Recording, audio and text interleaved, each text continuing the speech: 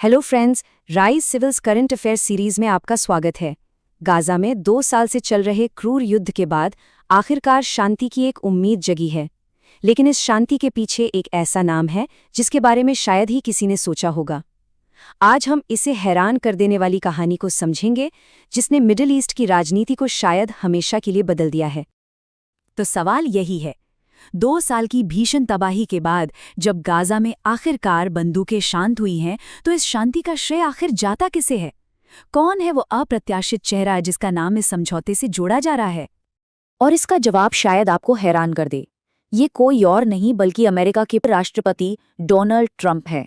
जी हाँ, आपने सही सुना। इजराइल की संसद में उन्हें यहूदी इतिहास का महापुरुष तक कहा गया और उनकी तुलना महान फारसी राजा साइरस द ग्रेट से की गई। जरा सोचिए, ये कितनी बड़ी उपाधि है। तो चलिए सबसे पहले ये समझते हैं कि ये जो युद्ध विराम समझौता हुआ है, इसमें आखिर तय क्या हुआ है, इसके मुख्य बिंदु क्या हैं? देखिए, इस समझौते के तहत 20 जीवित इजरायली बंधकों को वापस किया गया है और इसके बदले में लगभग 1968 फिलिस्तीनी कैदियों को रिहा किया गया, जिनमें 250 तो ऐसे थे जो बहुत लंबे समय से सजा काट रहे थे। और सबसे जरूरी बात, बमबारी को तुरंत रोक दिया गया है, जिससे दोनों तरफ के लोगों ने राहत की सांस ली है। तो सवाल ये उठता है कि आखिर ट्रंप ने ये कर कैसे दिखाया? उनकी रणनीति क्या थी? चलिए, उनकी इस अनोखी डील मेकिंग कूटनीति को थोड़ा और करीब से समझते हैं। ट्रंप की रणनीति को ट्रांजैक्शनल डिप्लोमेसी कहते हैं, मतलब लेन देन वाली कूटनीति। इसे आप ऐसे समझिए कि विदेश नीति को एक बिजनेस डील की तरह देखा जाता है, जहां हर चीज मोल भाव से तय होती है, कहीं दबाव डालकर तो कहीं कोई लालच देकर। इस डील तक पहुंचने का रास्ता भी काफी दिलचस्प था। सब कुछ तब शुरू हुआ जब नेतन्याहू ने कतर पर बमबारी कर दी, जिससे ट्रंप बहुत नाराज हो गए, क्योंकि वहां अमेरिका का एक बहुत जरूरी मिलिट्री बेस है। इसके बाद ट्रंप ने संयुक्त राष्ट्र में नेतन्याहू को साफ साफ संदेश दिया कि अब ये युद्ध रुकना चाहिए। लेकिन फिर उन्होंने पासा ही पलट दिया। एक तरफ दबाव बनाया तो दूसरी तरफ पब्लिकली नेतन्याहू का समर्थन भी किया और ईरान पर हमलों में भी उनका साथ दिया। तो यहाँ ट्रंप का दोहरा नजरिया साफ दिखता है। एक तरफ उन्होंने नेतन्याहू पर युद्ध खत्म करने के लिए जबरदस्त दबाव डाला, वहीं दूसरी तरफ उन्होंने सार्वजनिक रूप से नेतन्याहू को महान युद्धकालीन नेता बताया, उनके भ्रष्टाचार के मुकदमों को माफ करने तक की बात की और ईरान के खिलाफ इजराइल का पूरा साथ दिया। ये दबाव और समर्थन का एक मिला-जुला खेल था। लेकिन इस कूटनीति के पीछे सिर्फ राजनीति नहीं थी, इसके पीछे बहुत बड़े व्यावसायिक हित भी थे।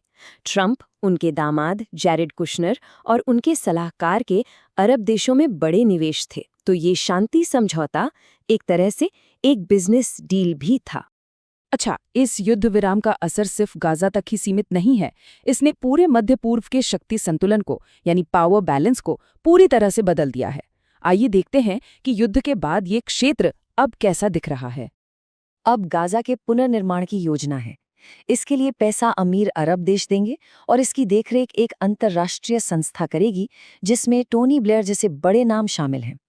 दिलचस्प बात यह है कि ट्रंप को इसका मुख्य मार्गदर्शक यानी चीफ गाइड माना जा रहा है। लेकिन इस मदद की एक बहुत बड़ी शर्त है, हमास को अपने हथियार डालने होंगे। इस युद्ध के बाद कौन जीता और कौन हारा, ये तस्वीर अब बिल्कुल साफ है। एक तरफ सऊदी अरब, कतर और यूएई जैसे देश अमेरिका और इजराइल के करीब आ गए हैं, जिससे उनका गठबंधन और भी मजबूत हुआ है। वहीं दूसरी तरफ ईरान और उसके समर्थक समूह जैसे हमास, हिजबुल्लाह और हूती कमजोर और दुनिया में अलग थलग पड़ गए हैं। और यहीं हमें अमेरिका का असली लंबा गेम दिखाई देता है। उनका मकसद है ज्यादा से ज्यादा इस्लामी देशों से इजराइल को मान्यता दिलवाना। मिस्र और जॉर्डन के बाद यूएई और बहरीन ये पहले ही कर चुके हैं। अब नज़र सऊदी अरब, पाकिस्तान और इंडोनेशिया जैसे बड़े देशों पर है। युद्ध विराम तो हो गया है, लेकिन क्या ये शांति स्थायी है या ये सिर्फ एक छोटा सा ब्रेक है? अभी भी कई ऐसे अनसुलझे सवाल और चुनौतियां बाकी हैं। सबसे बड़ा सवाल तो यही है, क्या युद्ध वाकई खत्म हो गया है? देखिए, भले ही हमास सैन्य रूप से कमजोर हुआ हो, लेकिन एक विचार के तौर पर वो अब भी जिंदा है और ये विचार भविष्य में फिर से पनप सकता है। दूसरा सवाल इजराइल के प्रधानमंत्री नेतन्याहू के भविष्य को लेकर है। इजराइल में उनकी लोकप्रियता बहुत घट गई है। युद्ध की वजह से देश में राजनीति लगभग 736 दिनों तक ठप रही। अब ये तय है कि घरेलू विरोध फिर से बढ़ेगा। और आखिर में सबसे बड़ा सवाल, टू स्टेट सॉल्यूशन का भविष्य क्या है?